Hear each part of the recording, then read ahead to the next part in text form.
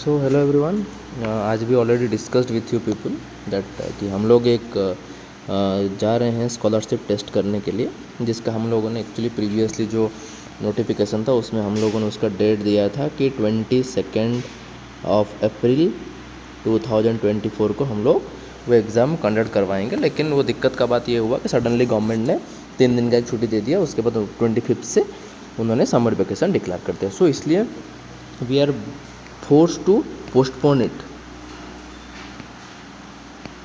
Till further notice. ठीक है, अभी तक हम लोगों ने कोई भी डेट फिक्स नहीं किया है। ठीक है, स्कूल्स खुलने के बाद ही आफ्टर रीओपनिंग ऑफ स्कूल्स हम लोग आप लोगों को इन्फॉर्म करेंगे कि कब हम लोग ये एग्ज़ाम करने जा रहे हैं।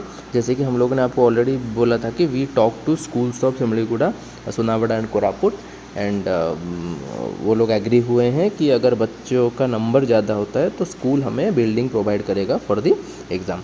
इसलिए बट उसमें क्या है कि रजिस्ट्रेशन जो है वो अभी भी चल रहा है। ठीक है, so you people can register for your wards exam. जैसे कि हम लोग ने बोला registration fee 100 rupees per student है। और आप लोग यहाँ पे ऑलरेडी देख सकते हैं कि हम लोगों का जो स्कॉलरशिप रहा है वो कौन से क्लास के लिए कितना है। हम लोगों ने यहाँ पर लिखा है अप टू। सो इसका मीनिंग ये नहीं कि हम लोग एक जन को ही देंगे। इसका मीनिंग ये भी है कि बच्चों के हिसाब से जो 6th क्लास में एक स्कूल में सबसे अच्छा किया, टॉप किया, उसको मिलेगा अप टू 10,000 का एजुकेशनल स्कॉलरशिप हमारे कोचिंग की तरफ से। और जो लोग उससे थोड़ा कम रखेंगे on the basis of the marks they are getting, हम लोग आपको स्कॉलरशिप प्रोवाइड करेंगे। ठीक है, और उसमें क्वेश्चंस कहाँ का आएगा, जो कि बहुत से पेरेंट्स का एक कन्फ्यूजन है।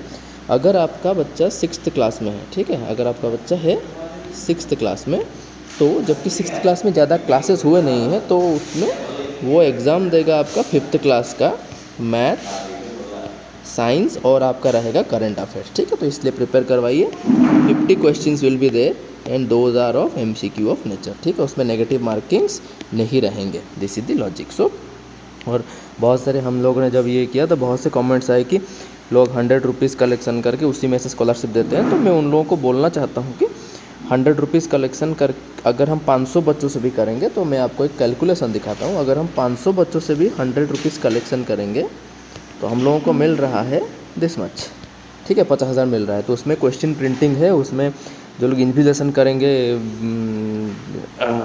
ड्यूरिंग एग्ज़ाम उनको पैसा दिया जाएगा। बहुत से स्पेंडिंग है। और अब अगर आप देखेंगे नंबर तो हम बहुत से बच्चों को यहाँ पर तो 11th-12th को हम लोग दे रहे हैं 25,000 रुपये। तो ये कहाँ से होगा? तो काइंडली इट्स अ रिक्वेस्ट कि don't spread the negativity among students.